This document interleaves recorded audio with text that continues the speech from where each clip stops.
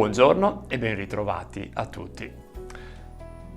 Domani la nostra diocesi sarà in festa per l'ordinazione presbiterale di Don Davide Forest e di Don Giovanni Stella, due doni per la nostra Chiesa, ha titolato recentemente il settimanale diocesano L'Azione.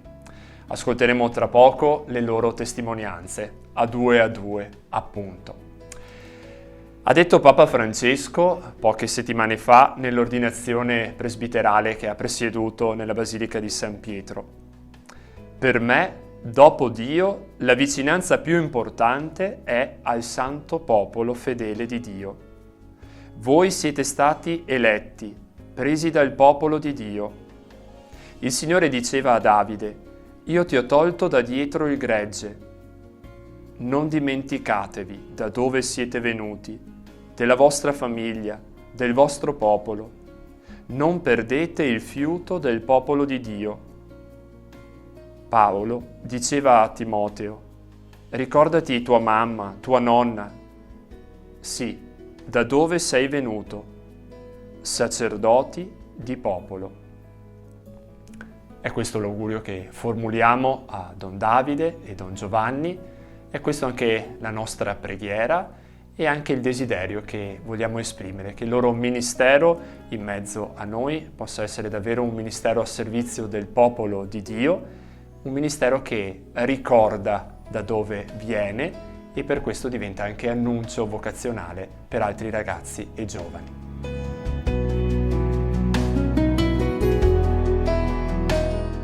Ciao a tutti, sono Don Davide Forest, ho 26 anni, sono originario di Mansuè e sono diacono dallo scorso 21 giugno. Presto servizio in quest'anno diaconale presso la comunità del seminario minore e il sabato e la domenica le parrocchie di Pieve di Soligo, Prefrontolo e Solighetto. Ciao a tutti, mi chiamo Don Giovanni Stella, ho 30 anni e sono originario della parrocchia di Sacile. Da qualche mese però vivo a Oderzo, precisamente da settembre scorso, perché qui svolgo il mio servizio pastorale.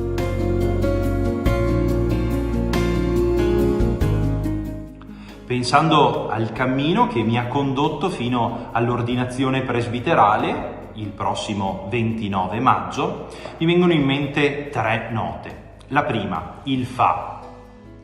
Durante gli anni delle medie ho sperimentato la bellezza del far parte della vita della comunità parrocchiale e del fare qualcosa per la mia comunità, anche semplicemente partecipando al catechismo, il servizio di chierichetto, poi il servizio di animatore per i più piccoli, in particolare nei primi anni delle superiori, mi hanno richiamato davvero la bellezza del far parte di questa comunità e del mettere le mani in pasta, davvero del spendere del tempo e delle energie per questa comunità. Una nota, il Fa, che piano piano è diventata Do, grazie all'amicizia con il parroco di allora. In particolare mi colpiva il suo donarsi, ecco questa seconda nota, non semplicemente un fare qualcosa, ma un donare se stesso in quella cosa che stai facendo. E mi colpiva il suo essere contento mentre faceva, mentre celebrava, mentre stava con noi ragazzi, mentre animava i campi scuola parrocchiali, per esempio. Ecco, dei momenti nei quali ho gustato il suo donarsi, un donarsi che ha fatto nascere in me delle domande concrete sulla vita del prete e sulla possibilità un giorno di diventarlo. Domande che prima ho sotterrato e che poi ho trovato il coraggio di tirar fuori e di consegnare proprio a questo prete. E al termine degli anni delle superiori, aiutato proprio dal gruppo Tabor prima e poi dal gruppo Diaspora, dei gruppi vocazionali, dove si condivideva il cammino con altri giovani, più o meno della mia età, ecco, alla fine delle superiori ho trovato il coraggio della terza nota, il sì. Prima il Fa, poi il Do, poi il sì. Un sì pronunciato proprio all'ingresso in seminario, un sì pronunciato ad una domanda che avvertivo forte da parte del Signore. Davide, vuoi prendere il largo? sulla mia parola? Vuoi fidarti di me? Un po' come è successo per i primi discepoli. E io timidamente, con un po' di paura, ma con tanta gioia, ho detto il mio sì. E questa è stata la nota che di più mi ha accompagnato in questi anni di seminario, nei tanti passi quotidiani, semplici, oppure anche ufficiali, come il rito di ammissione, il lettorato, l'accolitato e poi il passo ufficiale, definitivo del diaconato, sono stati proprio caratterizzati da questo sì detto al Signore e alla sua Chiesa. E se devo raccontarvi qualche nota della mia storia vocazionale, userei 3 note. Partirei con un mi inteso in dialetto come parmi, perché all'inizio della mia storia vocazionale ho percepito il desiderio di diventare sacerdote, però soprattutto in un momento forte vissuto durante l'ordinazione sacerdotale di un diacono della mia parrocchia di origine, e l'ho tenuto per me, non l'ho raccontato a nessuno. Quindi questo desiderio era cresciuto in me, ma poi non è più andato oltre. E passati gli anni delle superiori mi sono iscritto all'università e anche qui il desiderio poi era sparito, e anche la vita parrocchiale che continuavo a frequentare come ministrante e suonavo la chitarra nel coro la domenica, anche la vita parrocchiale non mi stimolava più e avevo cominciato ad allontanarmi. Per cui la seconda nota è un po' la, perché la mi sembrava una cosa strana, la parrocchia, e distante in quel momento, e anche la fede cominciava a non interessarmi più, il rapporto con il Signore. Però cosa è successo? Che in un momento che non mi aspettavo, un momento di adorazione a cui ho partecipato durante l'iniziativa dell'ultimo e il primo, il Capodanno del 2012 era, proprio lì ho sentito fortissimo quel desiderio che avevo percepito qualche anno prima, e da quel momento non se n'è più andato. Quindi da quel momento non potevo più tenerlo nascosto per me, ed è diventato davvero una cosa che ho dovuto raccontare al cappellano, prima di tutto della mia parrocchia, e poi che mi ha indirizzato poi al seminario da cui ho cominciato, dalla comunità vocazionale, poi fino a giungere a questo momento. Per cui la terza nota che voglio raccontare è sì, quindi sì. Sì, perché davvero questo sento che è il mio posto nella Chiesa, e sì, quel sì che dirò forte fra qualche giorno, davvero mi rende pieno di gioia, perché così dedicherò per sempre la mia vita al Signore.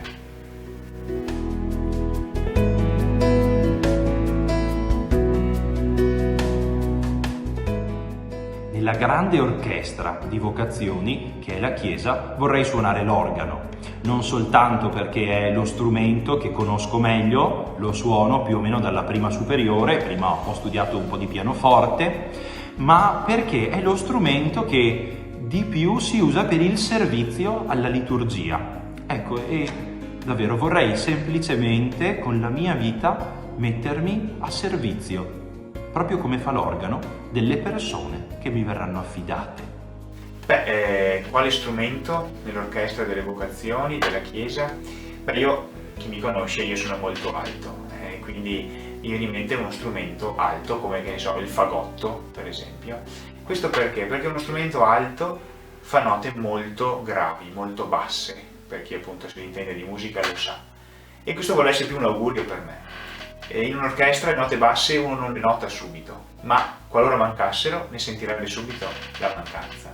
Allora l'augurio per me, che voglio farmi, è proprio questo, di essere un buon fagotto, che sa suonare, che quindi non vuole emergere, perché io appunto non sono uno a cui piace emergere, ma che appunto se per caso non suonassi si sentirebbe la mancanza. Quindi ecco un augurio, perché voglio fare davvero la mia parte in questa orchestra.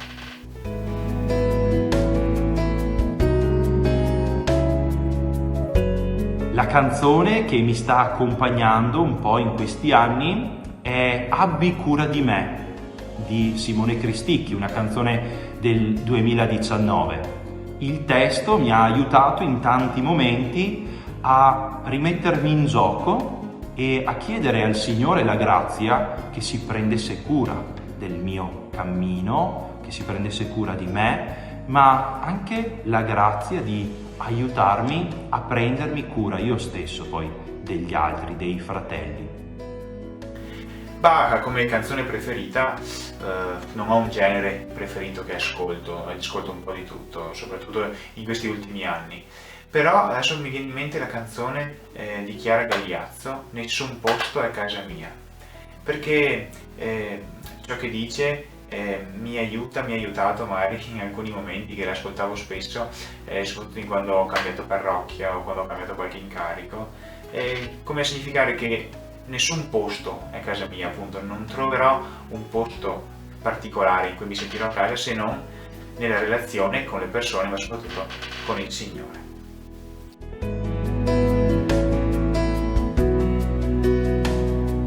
A due, perché in tutti questi anni di seminario ho scoperto e riscoperto anche la bellezza del vivere insieme, della vita comunitaria, che non è sempre facile perché emergono anche i limiti, le fatiche, le differenze. Ecco, però davvero ho imparato e ho sperimentato soprattutto che camminare insieme con i fratelli, con gli educatori, è stato l'ingrediente fondamentale per crescere come uomo, come cristiano e come poi ministro a servizio della Chiesa, prima come diacono e dal 29 maggio come prete.